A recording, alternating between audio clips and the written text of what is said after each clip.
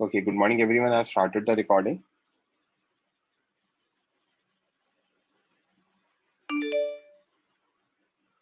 Screen दिख रही है ना? Yes, sir.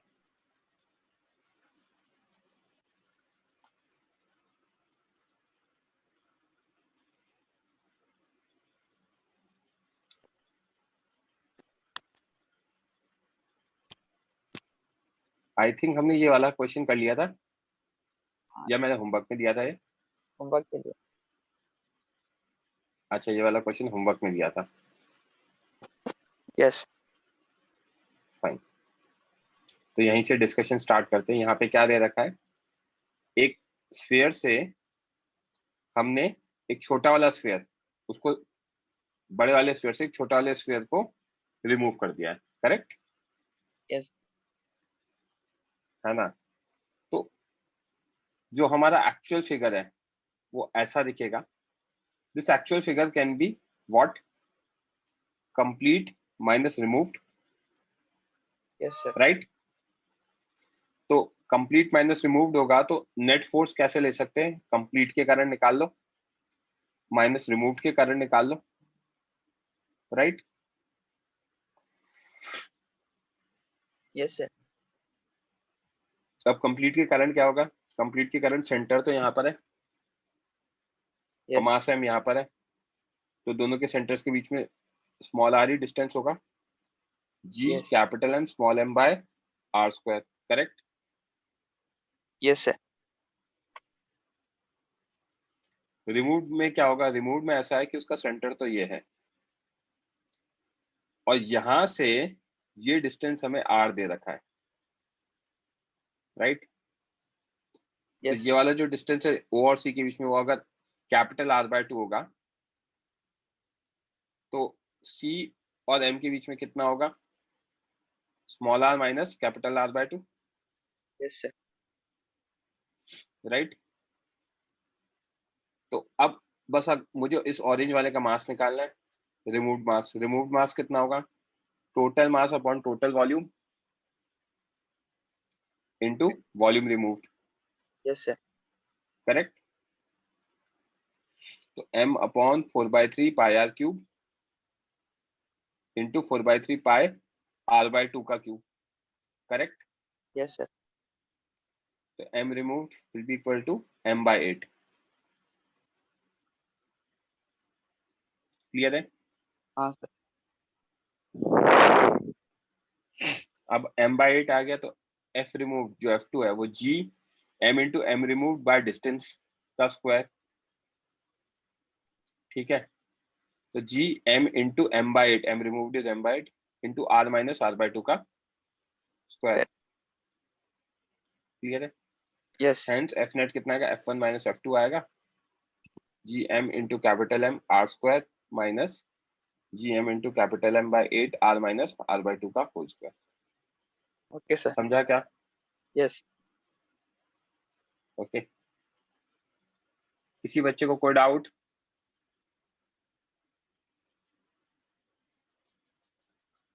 अच्छा, अभी डाउट होगा तो भी दिखेगा नहीं, just give me a minute.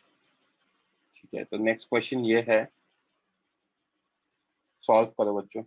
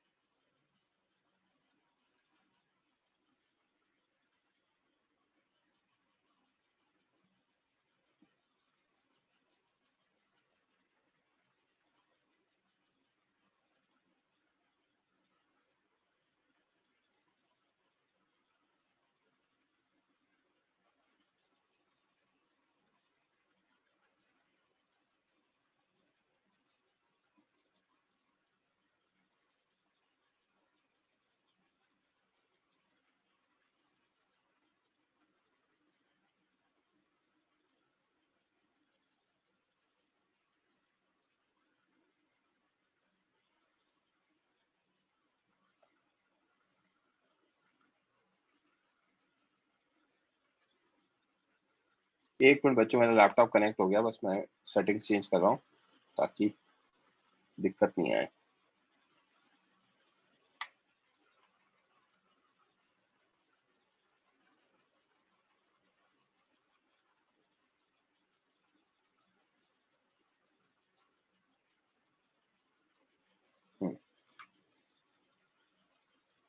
अब आप रेज हैंड करोगे या माइक ऑन करने के लिए बोलोगे तो, या चैट बॉक्स में लिखोगे तो मुझे दिखेगा।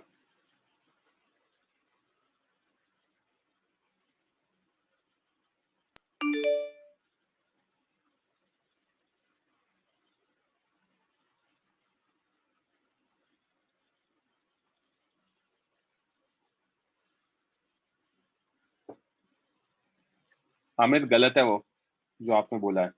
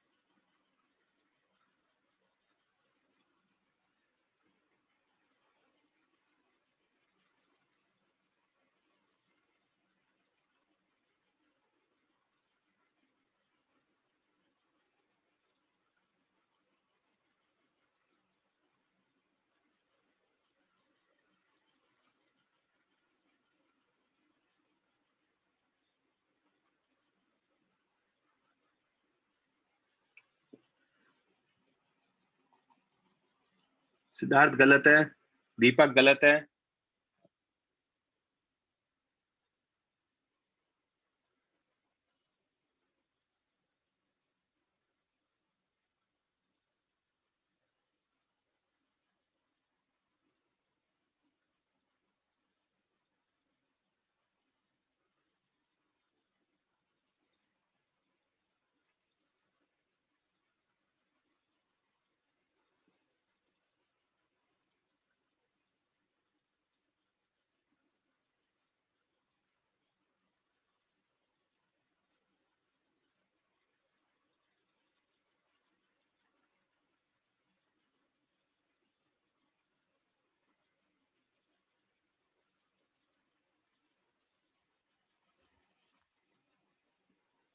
आंचल गलत है,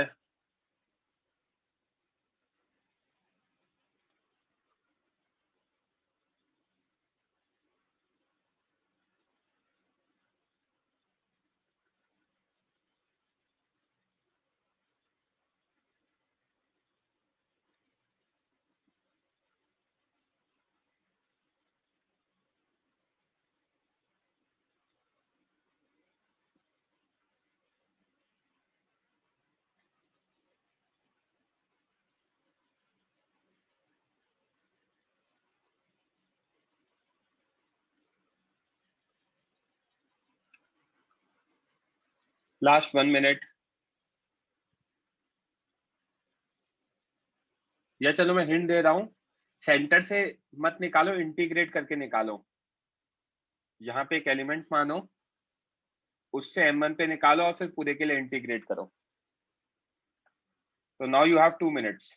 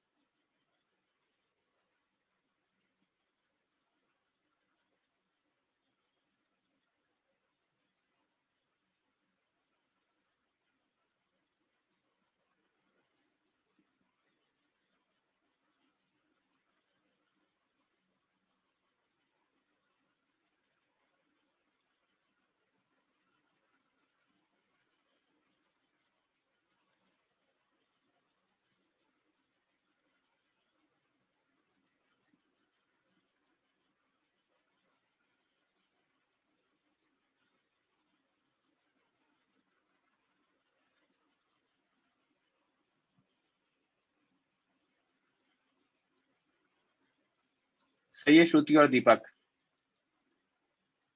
सिद्धार्थ एक्सप्लेन करूंगा ना, वाई तो आपने लिख दिया चैट बॉक्स में।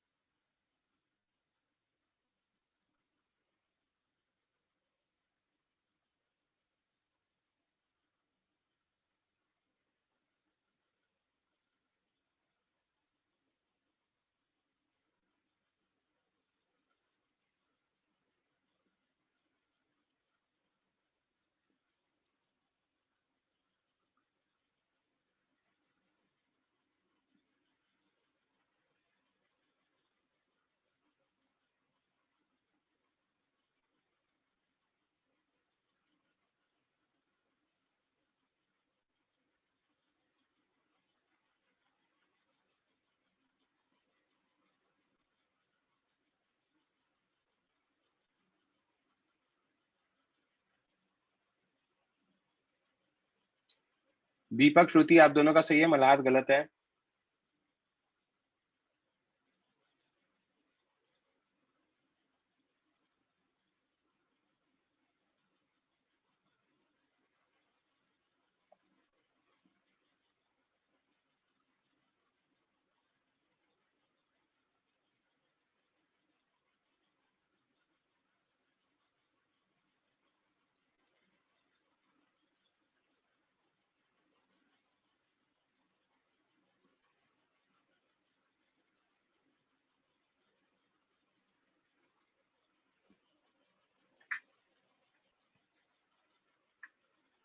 Last final 1 minute.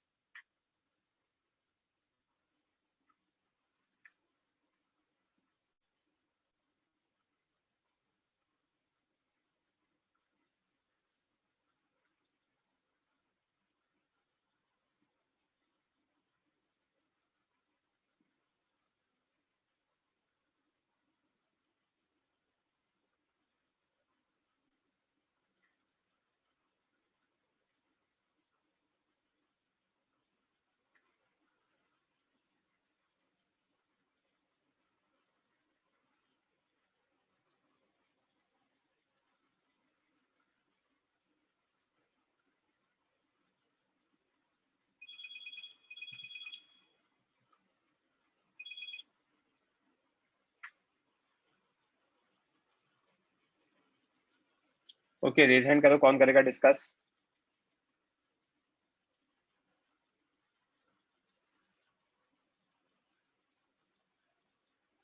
Siddharth and प्रशांत, निर्वेद, सबके माइक ऑन कर दिए मैंने बच्चों। Yes sir. Okay,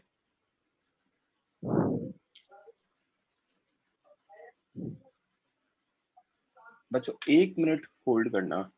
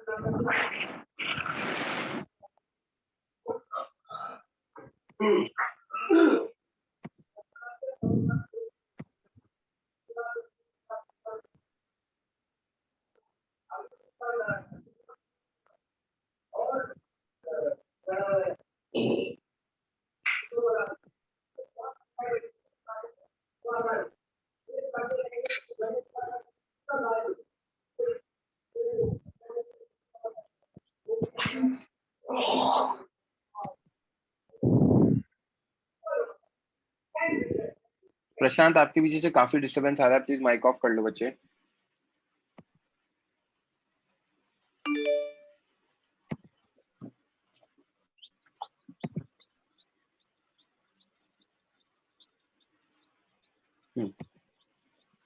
lower your hand प्रशांत। हाँ बच्चे, तो यहाँ पे जो पहले मैं कह रहा हूँ पहले उसको मान लेते हैं, ठीक है, और उसके बाद अपन है ना क्या कहते हैं, इसको सॉल्व कर लेंगे, मतलब ऐसा क्यों सेंटर्स के बीच में क्यों नहीं ले रहे वो अपन देख लेंगे, ठीक है। Yes sir. तो मान लो मैंने क्या कंसीडर किया, मैंने एक एलिमेंट कंसीडर किया है dx लेंथ का at a distance x from m1। तो dx लेंथ का कंसीडर किया है तो इसका मास ले लिया हमने dm। तो force on m1 due to dm कितना होगा, g m1 dm x. By x square, correct. Yes sir. तो dm m by l into dx ये होगा मास। सर वो जो हम लोग ने डिस्टेंस कंसिडर किया वो रॉड के एंड से भी एक्स ले सकते थे ना? ले सकते थे बट इंटीग्रेशन में दिक्कत आती, तो मैंने क्या किया उसको सिंप्लीफाई करने के लिए मैंने यहाँ से लिया पूरा, मतलब मैंने ना यहाँ से लिया, ठीक है। Siddharth please reply. Yes sir. हाँ है ना, dm की value m by l into x होगी, ये समझा। Yes sir. m by l into dx, right. अब अगर यहाँ तक क्लियर है तो df कितना आएगा, g m1 m by l dx by x square, correct. Yes sir. So integration of df कितना होगा, g m m1 by l dx by x square, right. तो g Yes, sir. m m1 by l minus 1 by x, 1 by x square का integration, correct. Yes yes. अब मुझे क्या है, dx by x square को integrate करना आसान है। अगर मैं यहाँ से लेता ना डिस्टेंस बच्चे, तो मेरा x प्लस डी आ जाता उसका होल स्क्वायर, तो उसको इंटीग्रेट करना मेरे लिए आसान नहीं है। ओके, हो तो जाता वो भी, कोई दिक्कत नहीं है सिद्धार्थ। Yes sir. अब लिमिट्स डालूंगा तो लिमिट्स किसकी आएगी, x की लिमिट आएगी, बट हमारा जो एलिमेंट है ये एलिमेंट यहां से लेकर जहां तक लाया कर सकता है। Yes sir. Yes sir. तो लिमिट में x की वैल्यू कहां से स्टार्ट होगी, d से स्टार्ट होगी और कहां तक जाएगी, d प्लस l तक जाएगी, yes sir. Right Siddharth. Yes sir. तो ऐसा है तो देखना 1 माइनस एक्स डी से लेके d प्लस l तक, because element will lie between d and d plus l। Clear है क्या। Yes sir. तो फोर्स कितना गया, minus G M m1 by l 1 plus 1 upon d plus l minus 1 by d। Clear है। Yes yes. तो minus G M m1 by l, LCM लेंगे तो d minus d plus l by d into d plus l। तो minus minus cancel, L L cancel numerator का, और numerator में D D भी cancel हो जाएगा। तो G M m1 upon d into d plus l, that is the answer. समझा। Yes sir. अब मैं Yes, sir. आपको आज का जो लेक्चर है यहाँ तक क्लियर है ना। सर इंटीग्रेट करने के बाद क्या आया, अब इंटीग्रेट क्यों किया, सेंटर से क्यों नहीं लिया, वो मैं समझाऊंगा। यस सर, बोलो सिद्धार्थ। वही पूछ रहा हूँ। हाँ मैं बता रहा हूँ ना, मेरे को मौका तो दो पढ़ाने का। इंटीग्रेशन वाला मेथड क्लियर है। मैंने Yes, लास्ट sir. लेक्चर में कहा था सेंटर से डिस्टेंस लेना है, ठीक है। लेक्चर 1 में हम क्या करते हैं, पहले फोर्स पढ़ लेते हैं, तो मैं सेंटर से बोल देता हूँ बच्चों को डिस्टेंस ले लो। और ऑब्जेक्ट्स क्या होते हैं हमारे, स्फेरिकल होते हैं। बट एक चीज ध्यान रखना, सेंटर से केवल और केवल स्फेरिकल ऑब्जेक्ट के लिए लिया जाता है डिस्टेंस, और किसी और ऑब्जेक्ट के लिए नहीं लिया जाता। रॉड स्फेरिकल ऑब्जेक्ट नहीं है तो उसके लिए नहीं लिया जाएगा। अब क्वेश्चन आता है सर ऐसा क्यों, प्रीवियस क्वेश्चन में मतलब स्फेरिकल ऑब्जेक्ट में क्यों ले पा रहे हो और क्या कहते हैं बाकी के ऑब्जेक्ट्स में क्यों नहीं ले पा रहे। तो दैट इज द मतलब उसका जो रीजन है वो हम आज पढ़ेंगे। तो बच्चों दोनों माइक ऑन रखना, निर्वेदन क्या कहते हैं सिद्धार्थ। Yes, sir. और मुझे एक चीज का जवाब देना, कोई भी आपने ऐसी मूवी देखी है स्पेस वाली, यस सर। एक वो मिशन मंगल आई थी, वो देखिए। यस Yes, चलो sir. अब इधर देखो, ये अर्थ है, अर्थ के बाहर जो उसका एटमॉस्फेयर है वो यहाँ तक एग्जिस्ट करता है। यहाँ पे स्पेस है, ठीक है। अब एक ऑब्जेक्ट है जो यहाँ लाई करता है 1, और एक दूसरा ऑब्जेक्ट है जो यहाँ लाई करता है 2। ओके, अब मुझे ये बताओ कि ऑब्जेक्ट 1 और ऑब्जेक्ट 2 में अगर मैंने ऑब्जेक्ट 2 को छोड़ दिया हवा में, तो ऑब्जेक्ट 2 कहाँ का मोशन कैसा होगा, वो कहाँ जाएगा? अर्थ की तरफ। वो नीचे गिर जाएगा, Yes, sir. करेक्ट है ना? That was और space यही ना? चीज अगर मैं ऑब्जेक्ट है, नो बोलो सर, सिद्धार्थ, मतलब यही जो मैं बॉर्डर अगर लाइन है वो अर्थ का ये है ना, एटमॉस्फेयर। एटमॉस्फेयर है ना? अब मैं यही ऑब्जेक्ट 1 की बात करूँ, ये स्पेस है। तो स्पेस में आपने देखा हो ना, मूवीज में हम क्या करते हैं कि अगर ये स्पेस में कोई ऑब्जेक्ट होता है तो वो अर्थ की तरफ अट्रैक्ट होकर गिरता है क्या उसकी तरफ? सॉरी, नो सर, तो ये वाला तो यहाँ नहीं गिरेगा, ये वाला गिर जाएगा। कैसे समझ में आएगा? आप आपके हाथ में एक पेन लो टेबल पे और पेन को छोड़ो, पेन को छोड़ोगे तो वो क्या करेगा? वो नीचे गिरेगा। Yes sir, Yes, sir. But space में जो चीज है वो नीचे नहीं गिरती, स्पेस वाली चीज नीचे नहीं गिरती, और है ना हमारे नियर अबाउट जो चीजें हैं वो नीचे गिर रही है। तो उसका क्या रीजन है? Gravity. ग्रेविटी नहीं होता सॉरी, उधर। Sir acceleration due to gravity नहीं होता उधर। होता होता नहीं है, या फिर सिग्निफिकेंट नहीं होता, या क्या होता है? तो सिग्निफिकेंट नहीं होता। तो अब मैं आपको उसका एक्चुअल रीजन बता रहा हूँ। जब क्लास 11 पे एक फिजिकल वर्ल्ड करके एक चैप्टर होता है, फर्स्ट चैप्टर होता है, कोई भी आप है ना स्टेट बोर्ड की बुक पढ़ोगे तो उसमें क्या होता है कि है ना, मतलब थ्योरेटिकल चीजें होती हैं, और ये लिखा होता है कि क्या कहते हैं, फंडामेंटल फोर्सेस के बारे में बात करी होती है। तो अभी जो मैं आपको चीज पढ़ा रहा हूँ, that is the first fundamental force, gravitational force. ऐसे ही सेकंड फंडामेंटल फोर्स होती है इलेक्ट्रोस्टैटिक फोर्स, जो अपन नेक्स्ट चैप्टर में पढ़ेंगे, ठीक है। अब इन फोर्सेस की कुछ खूबी होती है। जो फंडामेंटल फोर्सेस है ना सिद्धार्थ और निर्वेद, ये फोर्सेस Yes. हमें कौन देता है? नेचर देता है, ठीक है। तो इसका क्या रीजन होता है, ये क्यों लगते हैं? ये नेचर की वजह से लगते हैं, ठीक है। अब नेचर की वजह से लगते हैं तो इसको हम ऑब्जर्व करते हैं कि है ना, ऑब्जर्व ऐसे करते हैं कि हुआ क्या। हमने देखा, जो आपने कहानी सुनी होगी ना कि न्यूटन ने एप्पल को नीचे गिरते हुए देखा, और क्या हुआ कि है ना, एप्पल को नीचे गिरते हुए देखा तो उसने ऑब्जर्व किया, उसके बेसिस पर उसने आगे चीजें कमेंट करी, राइट। Okay Yes, sir. तो वहां पे उसका जो ऑब्जर्वेशन था, उस ऑब्जर्वेशन के बेसिस पे कुछ चीजें निकल के आई। क्या क्या चीजें निकल के आई? ये निकल के आया कि है ना, ये जो फोर्स है वो किसकी वजह से लग रहा है? नेचर की वजह से लग रहा है।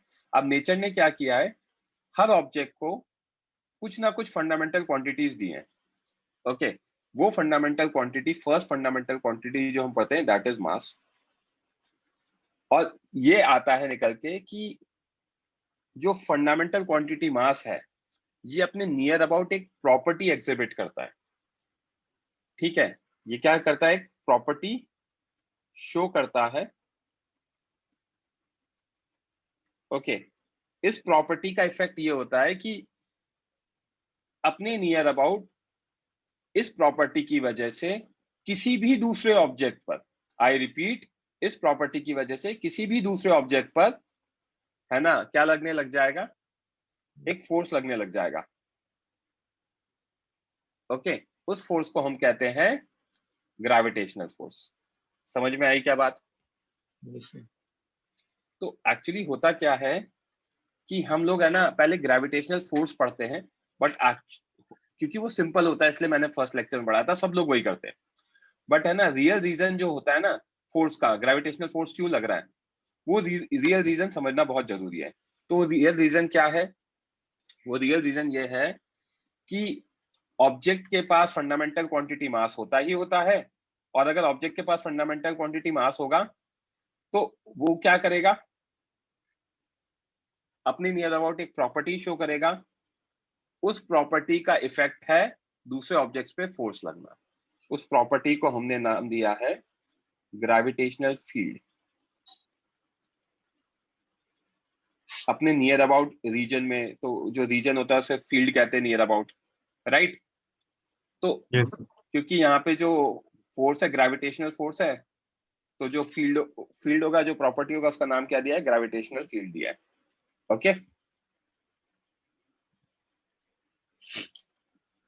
तो क्या चीजें हैं? ऑब्जेक्ट है, ऑब्जेक्ट के नियर अबाउट एक प्रॉपर्टी लगेगी, उस प्रॉपर्टी का इफेक्ट क्या होगा? हर ऑब्जेक्ट पे फोर्स लगेगा। उस प्रॉपर्टी का नाम क्या है? ग्रेविटेशनल फील्ड है। क्या ये बात समझ में आई? Yes right. तो फोर्स लगने का रीजन ग्रेविटेशनल फील्ड है। Correct doctor. अब यहां से जैसे जैसे हम दूर जाते हैं, वो जो फील्ड है वो धीरे धीरे रिड्यूस होता जाता है। ओके, आप लोगों को, हाँ बोलो सिद्धार्थ, मैसेज मत लिखो यार, आपका तो माइक ऑन है ना, क्या डाउट है? बोलो। आवाज आ रही है? हम्म, सर वो स्पेस में भी लगेगा फोर्स? बिल्कुल, अपने नियर अबाउट एक प्रॉपर्टी एग्जिबिट करेगा, जहां जहां प्रॉपर्टी का इफेक्ट होगा वहां वहां फोर्स लगेगा। तो एक पॉइंट के बाद इस बड़े वाले सर्कल के बाद कितना हो जाएगा? 0 हो जाएगा। ओके, सर पर आपने तो बोला वो मास जिसका होता है वो दूसरे लगाता है, तो स्पेस में दो मैं ऑब्जेक्ट एक रखे मिनट, हैं तो उन पे आधी आधी लगेगा बातें एक मत बोल, दूसरे अरे के। सुनो, आप आधी बात बोल रहे हो, वापस बोलो क्या बोल रहे हो। आपने जो बोला, तो आपने बोला ना कि जो मास एग्जिबिट करता है, मतलब जिसके मास होता है वो फोर्स लगाता है एक वो दूसरे ऑब्जेक्ट। फोर्स नहीं लगाता भाई, वो एक प्रॉपर्टी लगाता है, उसको ग्रेविटेशनल फील्ड कहते हैं, और फील्ड की वजह से फोर्स लगता है। ओके, हाँ अब बोलो क्या कह रहे हो, इसमें डाउट क्या है? सर इसमें फिर स्पेस में दो ऑब्जेक्ट होंगे, दोनों भी ग्रेविटेशनल फील्ड हाँ, वो लगाएंगे। आप उनकी खुद की ग्रेविटेशनल फील्ड होगी, हर ऑब्जेक्ट की आपकी खुद की ग्रेविटेशनल फील्ड है, हर ऑब्जेक्ट की अपनी ग्रेविटेशनल फील्ड होती है। अब अगर वो सिग्निफिकेंट होगी तो क्या होगा? फोर्स लगाएंगे। और अगर वो सिग्निफिकेंट नहीं होगी तो फोर्स लगेगा तो भी वो इनसिग्निफिकेंट होगा। ओके, मतलब लगता जरूर है। लगेगा तो सब पे। ओके ठीक सर। है, यस। अब एक चीज देखना, इलेक्ट्रोस्टैटिक फोर्स के बारे में पढ़ा है आपने? सुना है सर। अरे आपने केमिस्ट्री में पढ़ा होगा ना? यस सर, हाँ बेसिक। जैसे वो जो दो बेसिक, अट्रैक्ट होते हैं दो चार्जेस एक दूसरे अच्छा को अट्रैक्ट करते हैं। हाँ मैं बोलो। सर मैं वही बोल रहा था कि उस सर्कल के बाद आप बोल रहे थे सर ग्रेविटेशनल फील्ड जीरो हो जाएगा, मतलब एग्जैक्ट जीरो उसका के इफेक्ट, इनसिग्निफिकेंट? उसका इफेक्ट अच्छा, मतलब 0 हो इनसिग्निफिकेंट जाता हो है। जाएगा। हाँ तो उसको हम 0 बोल हाँ, देते हैं। अच्छा ओके, सर। तो यहाँ पे मैंने एक चीज सिखाई सिद्धार्थ और निर्वेद, कि हर ऑब्जेक्ट के पास फंडामेंटल प्रॉपर्टी है, that fundamental property is mass, और उसका इफेक्ट होता है अपने नियर अबाउट, या एक प्रॉपर्टी शो करता है, उसका नाम है ग्रेविटेशनल फील्ड। उस ग्रेविटेशनल फील्ड में अगर कोई भी ऑब्जेक्ट आएगा तो उस पर क्या लगेगा? उस पर फोर्स फोर्स लगने लग जाएगा। राइट, ऐसे ही आपने चार्ज पढ़े हैं, एक चार्ज क्यू है, ये दूसरी फंडामेंटल क्वांटिटी है जो नेचर ने दी है हमें, जिसको हमने नाम दिया चार्ज। ये भी अपने नियर अबाउट क्या करता है? एक प्रॉपर्टी शो करता है। प्रॉपर्टी क्या, इफेक्ट क्या है? इस प्रॉपर्टी का नाम है पहले तो इलेक्ट्रिक फील्ड, जैसे ग्रेविटेशनल फील्ड है तो इलेक्ट्रिक चार्ज की वजह से इलेक्ट्रिक फील्ड, और इस फील्ड का काम क्या है? फोर्स लगाना, फोर्स अप्लाई करेगा, applied on any other charge. समझा क्या? यस। तो नेचर क्या करता है? नेचर सारी चीजें ना सिमिलर रखता है, सारी चीजें। ठीक है, एज इन मास है तो मास की क्या करेगा? अपने नियर अबाउट प्रॉपर्टी शो करेगा, उसका नाम ग्रेविटेशनल फील्ड, और उस ग्रेविटेशनल फील्ड का काम क्या है? फोर्स लगाना। ऐसे ही दूसरी फंडामेंटल प्रॉपर्टी है चार्ज, तो चार्ज क्या करेगा? नियर अबाउट प्रॉपर्टी शो करेगा, और उस प्रॉपर्टी का काम क्या है? फोर्स लगाना। तो कोई भी दूसरा चार्ज आएगा तो उस पर कुछ फोर्स लगेगा। करेक्ट? Yes sir. तो यहाँ पे फोर्स हमेशा अट्रैक्टिव था। यार आप लोग रिप्लाई नहीं करते हो यार, बहुत ही आप कहीं और चले जाते हो क्या? निर्वेद और 2 बच्चों ने माइक ऑन कर रखा है, थोड़ा लाउडली बात करो ना बच्चे, कहीं और ध्यान है क्या? No sir. No sir.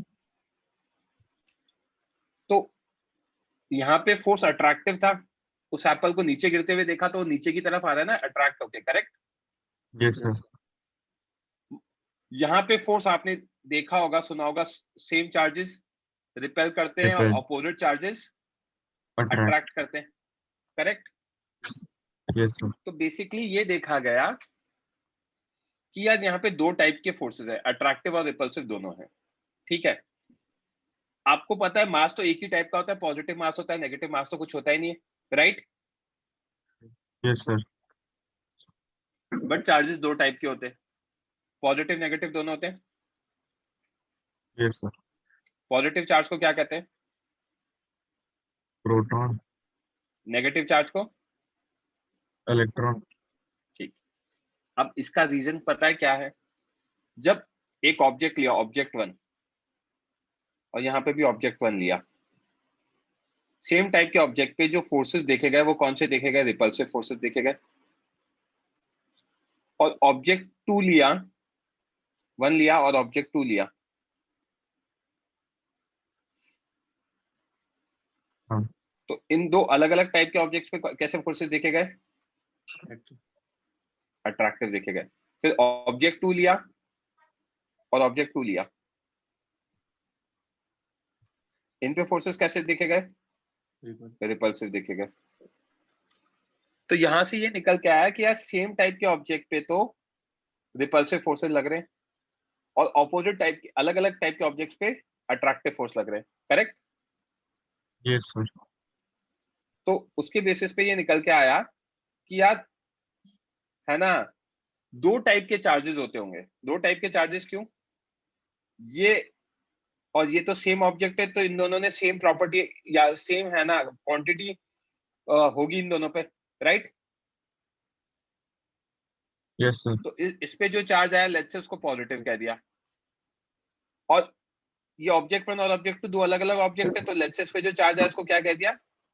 Positive का दूसरा नेगेटिव कह दिया। नाम देना आसान था, राइट? तो ये देखा गया था ना, अलग अलग टाइप के चार्जेस में तो फोर्स क्या हो रहा है हमारा? रिपेल। अलग अलग टाइप पे तो अट्रैक्ट हो रहा है, और सेम टाइप पे क्या हो रहा है? रिपेल हो रहा है। रिपेल।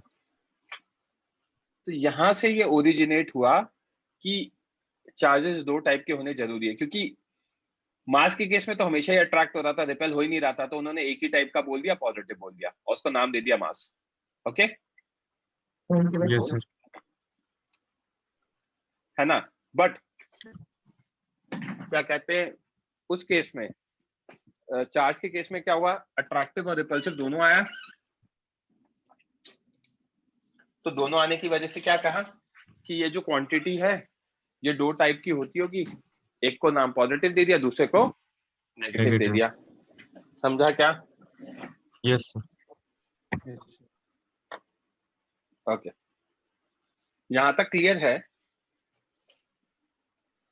तो हमने यहाँ क्या पढ़ा कि ऑब्जेक्ट पे क्या लग रहा है? एक फंडामेंटल क्वांटिटी, और फंडामेंटल क्वांटिटी का इफेक्ट क्या है? ऑब्जेक्ट पे फोर्स लग रहा है। उस फंडामेंटल क्वांटिटी को हम जो पढ़ रहे हैं इस चैप्टर में मास है, और दूसरे चैप्टर में चार्ज। हमारा चार्ज होगा। ये फंडामेंटल क्वांटिटी क्या करेगा? अपने नियर अबाउट एक प्रॉपर्टी शो करेगा, राइट? यस उस सर। प्रॉपर्टी का नाम है ग्रेविटेशनल फील्ड। तो अभी हमें ये समझ में आना चाहिए कि ऑब्जेक्ट पे फोर्स किस वजह से लगता है? ग्रेविटेशनल फील्ड की वजह से लगता है। Okay, yes sir. ठीक है। अब इस ग्रेविटेशनल फील्ड की वजह से जो फोर्स लगता है उसको अपन समझ लेते हैं। जब मैं स्फेरिकल ऑब्जेक्ट लेता हूं, Siddharth and Nirved, yes sir. अब ये सिद्धार्थ बता दिया, यार बहुत डिसअपॉइंटिंग हो यार, आप पता नहीं कहाँ चले जाते हो, माइक ऑन कर रखा है, फिर आप एक छोटा सा मैसेज लिख दोगे, हैं? नो सर, आवाज आ रहा है मेरा, मैं तो बोल रहा हूँ सर। नहीं बोल रहे हो आप, बोलते हो तो दिखता है मेरे को, मेरे लैपटॉप में ना जो माइक है उसमें ऊपर नीचे होता है वो, यस भले ही सर, धीरे भी बोले तो भी सुनाई देता है, वो दिखता है वो। एनीवेज ये स्फेरिकल ऑब्जेक्ट है ना। स्फेरिकल ऑब्जेक्ट से अगर कोई मुझसे कहता है p डिस्टेंस अवे एक ऑब्जेक्ट है, तो p डिस्टेंस में यहां रख लूं, यहां रख लूं, Yes. यहां रख लूं, यहां रख लूं, यहां रख लूं, सब जगह से वो इक्वी डिस्टेंट होगा p, correct. Yes, sir. Yes अब जब स्फेरिकल ऑब्जेक्ट है तो वो जो पॉइंट, वो ऑब्जेक्ट होगा सेंटर से वो सिमेट्रिकल डिस्टेंस पे होगा, यस Yes, sir. करेक्ट। अब यही चीज अगर मैं एक रॉड ले लेता हूं और रॉड से कहा कि p डिस्टेंस अवे है ऑब्जेक्ट, यहां पे रख दिया p, यहां p रख दिया, यहां p रख दिया, यहां p रख दिया, यहां p। तो अब ये ऑरेंज वाला जो ऑब्जेक्ट है, इसके लिए क्या ये सारे पॉइंट्स सिमेट्रिकली दिखेंगे क्या? बिल्कुल नहीं दिखेंगे। क्यों नहीं दिखेंगे? यहां से आप देखोगे तो ये कुछ और होगा, यहां से कुछ और होगा, राइट? Yes, sir. क्लियर है क्या पॉइंट? Yes Yes, sir. तो अगर सिमेट्रिक नहीं दिखेगा तो आप यहां पर स्फीयर वाले में तो आपको सिमेट्रिक दिख रहा है, सिमेट्रिक दिख रहा है तो आप सेंटर पे मान के सबके लिए निकाल सकते हो, बट यहाँ पे सिमेट्रिक नहीं दिख रहा तो सेंटर पे मान के निकालना सही नहीं होगा। तो एक रीजन ये है कि हम स्फेरिकल ऑब्जेक्ट में ऑब्जेक्ट का मास सेंटर पे मान के सॉल्व कर सकते हैं, बट किसी और ऑब्जेक्ट में नहीं मान सकते। पहली चीज समझ में आई क्या? Yes, sir. सर लेकिन अगर हम इस रॉड में सेंटर से लेंगे तो भी तो सिमेट्रिकल ही होगा ना? हाँ, सेंटर से लेंगे तो सिमेट्रिकल होगा, बट सेंटर के कारण जो वो आएगा, क्या कहते हैं, इफेक्ट आएगा, वो सिमेट्रिकल नहीं होगा। सर इसका क्या मतलब है, ये समझा देता हूँ, देखना। सर हम्म, सर इसका सेंटर ऑफ मास पे पूरा मास रख के नहीं रख करेंगे। सकते, वही समझा रहा हूँ मैं, वही समझा रहा हूँ, सेंटर ऑफ मास पे नहीं रख सकते। जब मैं समझा रहा था तब पता नहीं आपने ध्यान दिया नहीं दिया। एक मेथड मैंने समझा, दूसरा ये समझा रहा हूँ, इधर देखना निर्वेद।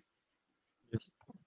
ये मैंने स्फीयर माना, ओके, स्फीयर में ये पॉइंट पी है, ठीक है। ये अगर Yes. पॉइंट पी है तो स्फीयर को मैं बहुत सारे छोटे छोटे अलग अलग होलोस्फीयर का कॉम्बिनेशन मान सकता हूँ, Yes, sir. Yes sir correct. तो बहुत सारे छोटे छोटे इनका कॉम्बिनेशन मान के हम क्या कंसिडर कर सकते हैं, आपको दिखेगा कि ये एक स्फीयर है, इससे डिस्टेंस पी है, इसका सेंटर पे मान लिया। क्यों माना सेंटर पे? क्योंकि ये सिमेट्रिकल है सेंटर के अबाउट, करेक्ट। Yes, sir. अब यही चीज अगर मैं रॉड में देखता हूं तो एक एलिमेंट मैंने ऐसा माना और ये पॉइंट है, यहां से डिस्टेंस कुछ है r1, तो यहाँ पे फोर्स क्या लगेगा, Gm1m2 by r1 square, correct. Yes, sir. ये दूसरा Yes. एलिमेंट माना, इसका डिस्टेंस क्या है, लेट्स से r2 है, तो क्या आएगा Gm1m2 बाय r2 स्क्वायर। तो टोटल कितना आ जाएगा, टोटल आएगा Gm1m2 1 by r1 square plus 1 by r2 square and so on. क्या मैं इसको Gm1m2 बाय r स्क्वायर लिख सकता हूँ क्या, no sir centre of mass है 1 by r1 square plus 1 by r2 square plus 1 by r3 square and so on, क्या मेरा सेंटर ऑफ मास होगा? द आंसर इज नो, क्योंकि सेंटर ऑफ मास से तो आप ये डिस्टेंस ले रहे हो ना। Yes, sir. तो मैथ्स में जब आपने एवरेज आउट करना सीखा होगा तो एवरेज आउट करते टाइम क्या होता है, अगर मैं न्यूमरेटर में होता +1 और यहाँ -1, यहाँ पे ये -1 ये +1, या -2 और ये +2, तो इन सब का एवरेज आउट होके यहाँ आता है सेंटर पे, Yes, sir. यस और नो। बट अगर डिनोमिनेटर में हो 1/1 प्लस 1/2 प्लस 1/3 प्लस 1/4 और उधर उधर भी आ रहा है कुछ, तो उन सब का एवरेज आउट होके सेंटर पे आएगा क्या? नहीं आएगा। समझ में आ रही है क्या बात? Yes sir. Yes sir. And in this case, कौन से वाले केस में? स्फीयर वाले केस में हम हर स्फीयर के मास को सेंटर पे मान सकते हैं। यहाँ पे हमारा एलिमेंट जो था रॉड वाले केस में, वो एलिमेंट ये था, तो उसका मास कहाँ पे होगा? उसके सेंटर पे, तो उसका सेंटर तो यहीं पे आ जाएगा। यहाँ पर जब हम स्फीयर वाला केस ले रहे हैं तो उसका सेंटर कहाँ आएगा? सेंटर पे आएगा।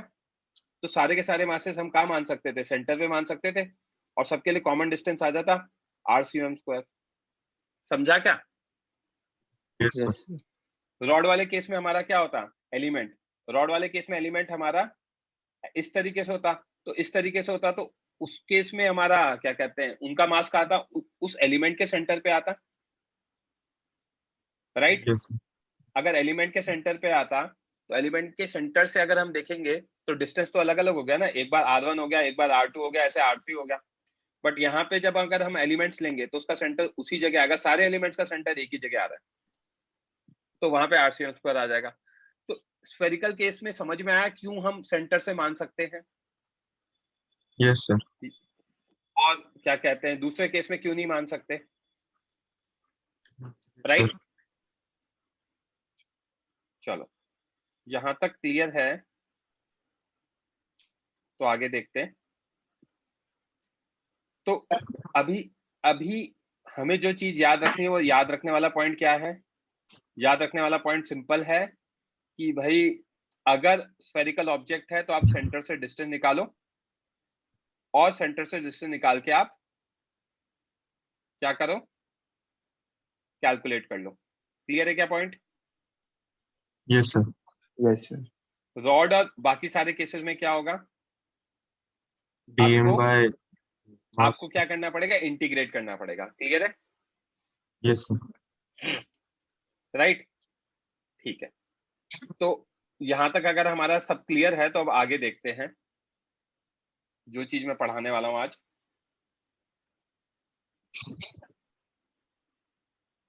Gravitational field, every object. अच्छा 1 सेकेंड, यहां तक किसी को कोई डाउट, कोई भी चीज समझ में नहीं आई हो, कोई भी छोटे से छोटा पॉइंट हो, कोई चीज समझ में नहीं आई हो? फाइन। तो अब हम फोर्स का एक्चुअल रीजन पढ़ रहे हैं आज। Every object which has mass will have a property near about itself, because of which this object attracts any other object. This property is known as gravitational field. तो हर object जिसके पास मास है वो अपने near about एक property show करेगा, और उस property का इफेक्ट क्या है? वो हर दूसरे ऑब्जेक्ट पे क्या करेगा? एक फोर्स लगाएगा, और उस फोर्स का नाम है, सॉरी, उस ग्रेविटेशनल। प्रॉपर्टी का, हाँ, उस फोर्स का नाम है ग्रेविटेशनल फोर्स, और उस प्रॉपर्टी का नाम है gravitational field. Okay, yes sir. Yes. Next point number 2, gravitational field को Eg से डिनोट करते हैं, of mass m at any point. Gravitational field at any point is equal to gravitational force experienced by unit mass kept at that point. तो कैसे define किया gravitational field को? Gravitational field को define किया है बच्चे इस तरीके से कि कितना ग्रेविटेशनल फोर्स लगेगा, सॉरी, जितना ग्रेविटेशनल फोर्स लगेगा उतनी ही ग्रेविटेशनल फील्ड होगी, और sorry, not just gravitational force on 1 kg। तो अगर 1 kg ऑब्जेक्ट ले ले, दोनों में से एक, तो उस पर जितना भी फोर्स लग रहा है वही ग्रेविटेशनल फील्ड होगी। Okay, yes sir. इसको डिफाइन करने का रीजन है, रीजन समझा रहा हूं, देखना इधर। ऐसे मैंने यहाँ पे अर्थ देखी, अर्थ से r डिस्टेंस अवे m1 मास रखा, इसका मास ऑफ m है, तो उस पे फोर्स Fe लगेगा, Yes, sir. Yes sir, F1 कितना होगा? G M1 ME by R square, yes sir, right. Yes, फिर sir. मैंने यहाँ पे क्या रखा? M2 रखा। M2 पे फोर्स देखा तो F2 फोर्स होगा और F2 की वैल्यू कितनी होगी? G G M2 ME ME by R by square, R square, right. Yes Yes, sir, sir. Okay, तो यहाँ पे F1 और F2 को ऑब्जर्व किया। F1 और F2 को ऑब्जर्व करने के बाद क्या देखा? F1 by M1 is equals to F2 by M2 is equals to G ME by R square, correct mathematically. Yes sir, तो यहाँ पे देखा गया कि यार ये जो फोर्स है ना F1, इसको लिख सकते हैं M1 times G ME by R square. ये जो फोर्स है इसको लिख सकते हैं M2 times G ME by R square. तो यहाँ पे ये देख सकते हैं हम कि भाई एक कांस्टेंट मल्टीप्लायर आ रहा है, right. Yes sir, constant multiplier दिख रहा है हमें? Yes, sir. तो एक यस सर, कांस्टेंट मल्टीप्लायर आ रहा है जो फोर्स अपॉन ऑब्जेक्ट का मास, फोर्स अपॉन ऑब्जेक्ट का mass is equals to that constant multiplier. उस कांस्टेंट मल्टीप्लायर को नाम दिया है फील्ड का, ग्रेविटेशनल फील्ड का, राइट। बेसिकली फोर्स में क्या डिफरेंस आ रहा है? फोर्स में तो ये डिफरेंस आ रहा है ना किस मास से आप मल्टीप्लाई कर रहे हो, राइट। तो एमई का इफेक्ट क्या होगा? एमई का इफेक्ट तो कांस्टेंट मल्टीप्लायर होगा दोनों पर। अब ऑब्जेक्ट चेंज कर दिया तो ऑब्जेक्ट चेंज करने की वजह से क्या होगा? आपका फोर्स चेंज हो जाएगा, करेक्ट, यस सर, राइट। तो यहां से देखा गया कि force upon mass of object will give you a constant quantity, that constant quantity is defined as gravitational gravitational field, field, right. अब यहीं पर अगर मैं M1 M2 की जगह 1 kg रख देता, M1 M2 की जगह अगर मैं 1 kg रख देता तो डायरेक्टली मेरा फोर्स कितना हो जाता? G ME ME by R. into 1 by R square, correct. Yes, sir. Yes sir, अगर डायरेक्टली मेरा ये हो जाता तो ये तो GME by R स्क्वायर ही आ गया ना। Yes, sir. यस सर, तो इवेंचुअली ये निकल के आ गया कि यार फोर्स ऑन 1 kg जो होगा वही GME by R स्क्वायर आ रहा है, राइट। यस सर, तो force on 1 kg is GME by R square, तो भाई फोर्स अपॉन मास भी GME by R स्क्वायर था जिसको हमने कहा कांस्टेंट मल्टीप्लायर। तो इवेंचुअली कह दिया force on 1 kg will be electric field. Clear है क्या point? Sorry, yes sir, gravitational field, right. तो Yes, क्यू 1 kg पे डिफाइन किया गया, समझ में आया क्या? yes, sir. Yes sir, okay,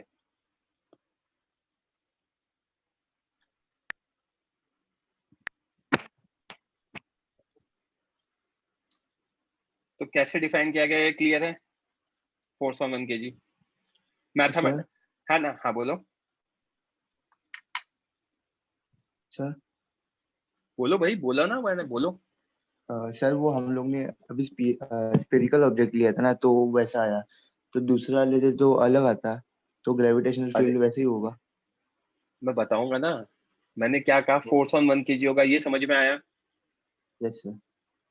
ठीक है, ये एक वेक्टर क्वांटिटी है, it's direction is always directed towards the object. Object, क्योंकि अट्रैक्टिव फोर्स होता है तो फील्ड भी अट्रैक्टिव ही होगा। अब electric field due to mass m at any point p will be, by definition it will be what? Force on 1 kg। 1 kg 1 kg kept at p, 1 kg kept at p, correct। Yes. तो अगर p point पे देखेंगे 1 kg object रख दूं तो उस पे जो भी फोर्स होगा वही फील्ड होगी। तो फील्ड Yes. कितनी होगी? Force on 1 kg, force on 1 kg g m1 sorry By m R into 1 by r square, correct. Yes sir, yes sir. तो gm by r स्क्वायर आ गया, राइट। Yes sir. क्लियर है? तो मैं अभी and में इवेंचुअली डिफाइन करूंगा आपको हर ऑब्जेक्ट के लिए कि है ना क्या होती है। Yes sir. मैथमेटिकल फॉर्मूला देखेंगे अगर अपन, तो मैथमेटिकल फॉर्मूला क्या होता है, gravitational field is equal to force upon mass of object. And in general अगर 1 kg का ऑब्जेक्ट लिया है तो मास भी क्या होगा, यूनिट टेस्ट मास होगा 1 kg, right. Yes yes sir. किसी बच्चे को कोई डाउट? ओके।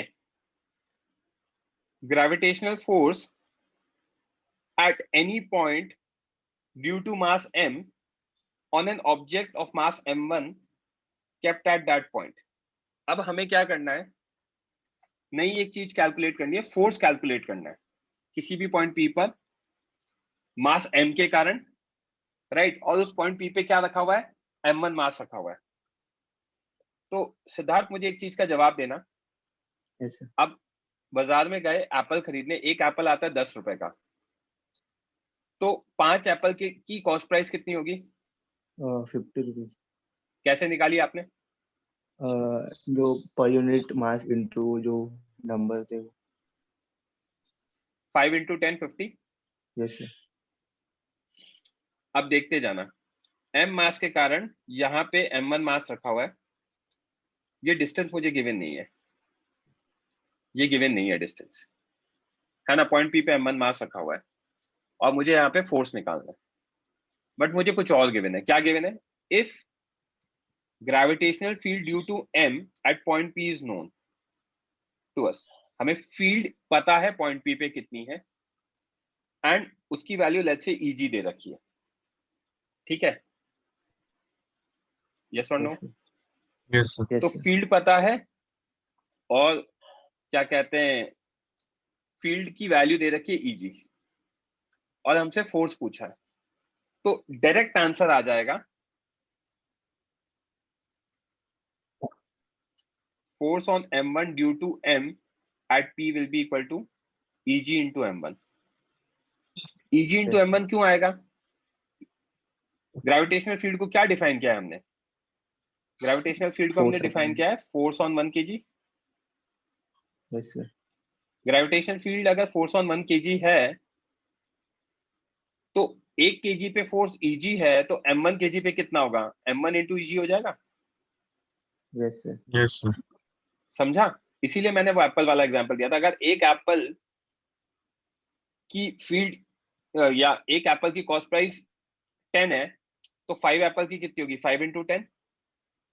यस एक Yes, sir. केजी पे फोर्स अगर eg है तो m1 केजी पे कितना होगा, m1 इंटू eg, समझा क्या। Yes sir. तो हम क्या कर सकते हैं, हम यहाँ पे फील्ड की हेल्प से फोर्स भी निकाल सकते हैं। अगर मुझे आई रिपीट ये पता हो फील्ड कितनी है तो मैं डायरेक्टली उस पॉइंट पे फोर्स निकाल सकता हूं। Is this clear to everyone? Yes sir. Yes sir. किसी को कोई डाउट?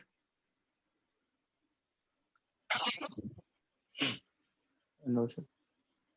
ओके, अब देखते जाना, जो थोड़ी देर पहले सिद्धार्थ ने डाउट पूछा था कि है ना रॉड का क्या होगा, तो मैं एक एक करके हर ऑब्जेक्ट का आपको बताऊंगा और इवेंचुअली इसको टेबुलर फॉर्म में कमेंट करूंगा क्या क्या आपको याद रखना है। अभी अपन डिराइव करेंगे कुछ मतलब अगला लेक्चर तक, और अगले लेक्चर के एंड में हम उसको फॉर्मुलाइज कर देंगे टेबल के उसमें कि हमें क्या याद रखना है।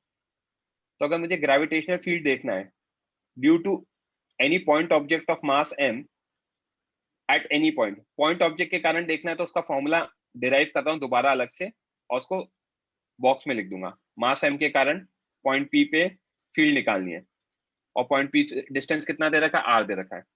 तो फील्ड निकालनी है, तो फील्ड निकालने का क्या फंडा है, 1 kg का ऑब्जेक्ट रख दो, keep 1 kg object at point p and calculate force on 1 kg। 1 kg पे फोर्स कैलकुलेट कर लो, तो जो भी 1 kg पे फोर्स आएगा वही फील्ड आएगा, करेक्ट। तो फोर्स कितना आएगा, g m into 1 by r square, तो gm बाय r स्क्वायर आ गया। तो पॉइंट ऑब्जेक्ट के कारण कितनी होती है, gm बाय r स्क्वायर होती है। क्लियर है? Yes sir. और ये क्या होगा, अट्रैक्टिव होगा नेचर में, राइट। यस। नेक्स्ट हमें कैलकुलेट करनी है gravitational field due to ring of mass m at an axial point पे कैलकुलेट करनी है। यूनिफॉर्म रिंग गिवन है जिसका मास m है, रेडियस r है, राइट। ये एक्सिस है। एक्सिस क्या होता है? Line passing through centre and perpendicular to its plane. यहाँ पे पॉइंट P है जहां पे मुझे ग्रेविटेशनल फील्ड फिगर आउट करना है, और मुझे सेंटर से P का डिस्टेंस दे रखा है D। As in uniform ring पता है, मास m पता है, रेडियस r पता है, और एक्सियल डिस्टेंस d पता है। ओके, और मुझे क्या फिगर आउट करना है? ग्रेविटेशनल फील्ड फिगर आउट करना है। तो ग्रेविटेशनल फील्ड कैसे फिगर आउट करते हैं हम? 1 1 kg kg का मास 1 kg का मास रख देंगे। Very good. तो मैं P पॉइंट पे क्या करूंगा? 1 kg 1 object is kg kept at P, right. Yes sir जब 1 kg ऑब्जेक्ट रख देंगे P पर, तो वहां से क्या आएगा? उस पर जो भी फोर्स आएगा वो मेरा आंसर हो जाएगा, yes sir right. Yes sir yes sir अब देखना, यहाँ पे 1 kg ऑब्जेक्ट रख दिया। अब हमें तो पॉइंट ऑब्जेक्ट के कारण फोर्स निकालना आता है ना, क्योंकि स्फेरिकल तो है नहीं रिंग। यस तो पॉइंट ऑब्जेक्ट के कारण निकालना है तो हम क्या करते हैं? पॉइंट ऑब्जेक्ट मान के Gm1m2/r² करेंगे तो मेरा आंसर आ जाएगा फोर्स का, correct. Yes sir yes sir तो सारे पॉइंट ऑब्जेक्ट्स का निकाल लूंगा और फिर उनको वेक्टर एडिशन कर दूंगा, राइट। यस सर यस तो मैंने क्या किया? पॉइंट P पे 1 kg ऑब्जेक्ट रखा, और अब मेरा ये रिंग है जिसको ग्रीन में मैंने हाईलाइट किया है। इस रिंग पे मैंने क्या किया? ये DM पॉइंट ऑब्जेक्ट कंसिडर किया। ओके, यस सर सर अब ये DM अगर पॉइंट ऑब्जेक्ट कंसिडर किया तो DM के कारण फोर्स निकालेंगे अपन। DM के कारण फोर्स कितना होगा? छोटा मास है तो DF फोर्स होगा। DF force is force of gravitation on 1 kg kept at point P due to mass या due to DM mass, right. Yes sir अगर ऐसा है तो फोर्स किधर आएगा? अट्रैक्टिव आएगा, जैसा दिख रहा है हमें यहाँ पर। अब दूसरा एलिमेंट अगर मैं दूसरे एंड पर लूं DM मास का, तो वहां पे भी फोर्स क्या आएगा? अट्रैक्टिव आएगा, यस यस सर करेक्ट। अगर यस सर फोर्स अट्रैक्टिव आएगा तो वहां से सर अपने को, हाँ बोलो। सर या जो P पॉइंट है उसके लिए तो जो सब डिस्टेंस है रिंग का वो सेम होएगा ना रिंग का डिस्टेंस सेम होगा, हाँ वही वो हर बता पॉइंट रहा से हूँ जो आप कह रहे हो वो मैं बता रहा हूँ। ओके, तो अब यहां से ओके सर ये पॉइंट A है, A से P का जो डिस्टेंस है, B से जो P का डिस्टेंस है, वो सब सेम है, r² + d² का under root, correct. Yes sir yes AP = BP = √r² + d², है ना। अब AP BP अगर इक्वल है तो force due to A and force due to B ये भी इक्वल हो जाएंगे, ये DFG इक्वल हो जाएंगे। Yes at point P force यहाँ भी अगर DFG लगेगा तो यहाँ भी DFG लगेगा। क्यों? DFG की वैल्यू कितनी होगी? DFG की वैल्यू होगी G DM × 1/r², और r² में क्या आएगा? r² + d² के अंडर रूट का होल स्क्वायर। होल स्क्वायर तो दोनों फोर्सेस भी इक्वल हो जाएंगे, समझा। यस यस सर DFG वाले दोनों फोर्सेस इक्वल हो जाएंगे। अब DFG वाले दोनों फोर्सेस इक्वल हो गए तो देखते जाना,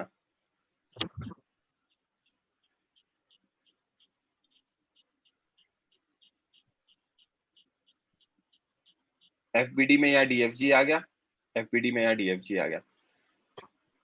ये एंगल वर्टिकल से थीटा होगा तो ये एंगल भी थीटा होगा, यस सर करेक्ट। तो इधर आएगा DFG sin थीटा,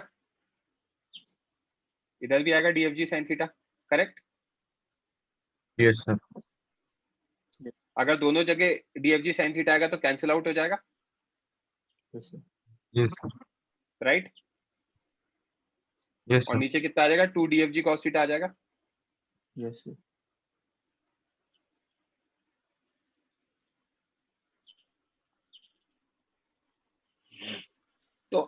एक चीज समझ में आई यहां से कि जितने भी कंपोनेंट्स हैं उनके हॉरिजॉन्टल कंपोनेंट कैंसिल होते जाएंगे डायमेट्रिकली अपोजिट पॉइंट्स पे। एक पॉइंट ये था और डायमेट्रिकली अपोजिट पॉइंट ये था, तो इन दोनों के हॉरिजॉन्टल कंपोनेंट कैंसिल हो गए और नेट Yes, sir. किधर आया, नीचे आ गया, यस Yes, sir. राइट। यही चीज अगर एक पॉइंट यहाँ होता और एक यहाँ होता तो इन दोनों के भी कैंसिल हो जाते। एक यहाँ होता और एक यहाँ होता डायमेट्रिकली अपोजिट पॉइंट पे, तो वो भी कैंसिल हो जाते, correct. Yes, sir. Yes So we can see that DFG sin theta will cancel out for two considered elements and DFG cos theta component add for two considered elements, दोनों के लिए add हो जाएंगे, right. Yes, sir. तो for whole ring, पूरी ring के लिए हम क्या देख सकते हैं, DFG sin theta will cancel out for diametrically opposite points। Diametrically opposite points के लिए क्या होगा, Cancel हो जाएंगे. DFG sin theta cancel out हो जाएंगे। यस सर एंड हाँ बोलो, नो सर यस थोड़ा लाउडली बोलो यार सिद्धार्थ। सर सर इसको हम लोग ने स्पीयर के जैसे कंसिडर क्यों नहीं कर सकते? कैसे कंसिडर करेंगे स्फीयर की तरह बच्चे? मतलब आपने बोला ना कि उसका सिमेट्रिकल होता है वो पॉइंट के, तो वैसे इधर जो पॉइंट पी है उसके अबाउट जो हर एक एलिमेंट का डिस्टेंस है वो सेम है, तो फिर हम लोग ने सेंटर टू सेंटर पहले किया था स्पीयर के लिए, तो इसमें क्यों नहीं किया? सेंटर टू, मैंने आपको क्या बताया था, सेंटर टू सेंटर सिर्फ और सिर्फ किसके लिए कर सकते हैं, स्पीयर। Sphere. तो ये स्फीयर नहीं है ना, यस सर राइट। तो स्फीयर की तरह कंसिडर नहीं कर पाएंगे, समझा, यस सर राइट। अब एक चीज देखना, सारे जो DFG cos थीटा कंपोनेंट है वो तो ऐड होंगे निर्वेद, Yes, sir. तो all DFG cos theta component will add to give net force. तो नेट फोर्स क्या होगा, integration of DFG cos theta, सबको इंडिविजुअली निकालो और ऐड कर दो, right. Yes Yes, sir. Figure बना रखा है, यहाँ पे सबका एडिशन हो जाएगा और सारे DFG cos sin थीटा वाले कैंसिल आउट हो जाएंगे डायमेट्रिकली अपोजिट पॉइंट्स के लिए। तो बच्चे एक गलती करते हैं कि सर F नेट हो जाएगा 2 DFG cos थीटा, ये गलत है। 2 DFG cos थीटा क्यों आ रहा था, क्योंकि दो एलिमेंट के लिए आ रहा था, right Nirved. Yes, sir. But हमारे लिए तो पूरी रिंग है और रिंग में दो एलिमेंट है या इनफाइनाइट एलिमेंट्स है, Infinite. तो n एलिमेंट्स के लिए क्या आएगा, n DFG cos थीटा आएगा या फिर integration of DFG cos theta आ जाएगा। Yes, sir. यस समझा क्या? Yes, sir. यस तो अगर ये समझा तो DFG लिखते G into 1 into DM by R square, that is under root D square plus R square का होल स्क्वायर। cos थीटा लिखते हैं, cos थीटा होगा OP upon AP, that is base upon hypotenuse. अब ये base upon hypotenuse कैसे आया, ये theta है तो ये बेस हो गया और ये हाइपोटेनस हो गया क्योंकि ये परपेंडिकुलर है, राइट। Yes. तो Yes, sir. OP upon BP ले लो या AP ले लो, एक ही बात है। तो यहाँ पे cos थीटा आ गया base, that is D upon under root D square plus R square. Okay, तो F नेट कितना आ गया, under root DFG cos theta. Okay, Yes. तो integration G DM by D square plus R square, cos theta is D upon under root D square plus R square, right. Yes, sir. तो कितना गया, GD upon D square plus R square की power 3/2 into integration of DM, क्योंकि जो भी constant है बाहर ले लिया, G कैपिटल G कांस्टेंट है, D कांस्टेंट है और R भी कांस्टेंट है, रेडियस ऑफ रिंग। तो जो कांस्टेंट Yes. है तो बाहर ले लिया और integration of DM total mass m हो जाएगा। Yes Yes, sir. तो नेट फोर्स कितना गया, GMD upon D square plus R square की पावर 3/2 आ गया। Yes Yes, sir.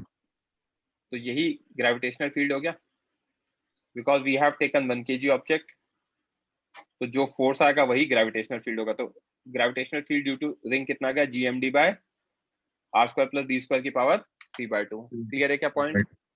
Yes sir Yes, sir. कोई दिक्कत? No sir. No sir. किसी बच्चे को कोई डाउट?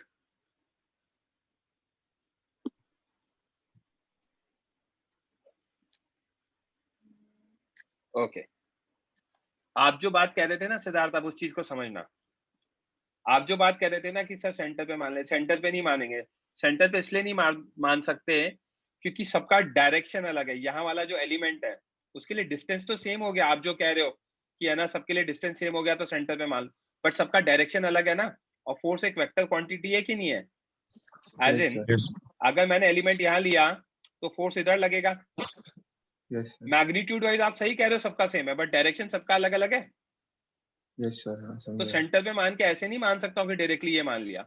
उसके कंपोनेंट्स को निकालना पड़ेगा ना, यहाँ वाले फोर्स का निकालो, यहाँ वाले है ना, यहाँ वाले का निकालो और सबका सेंटर पे निकालो।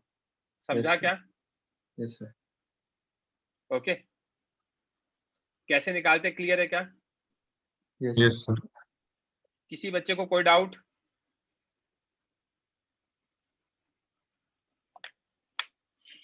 ओके, अगर यहां तक क्लियर है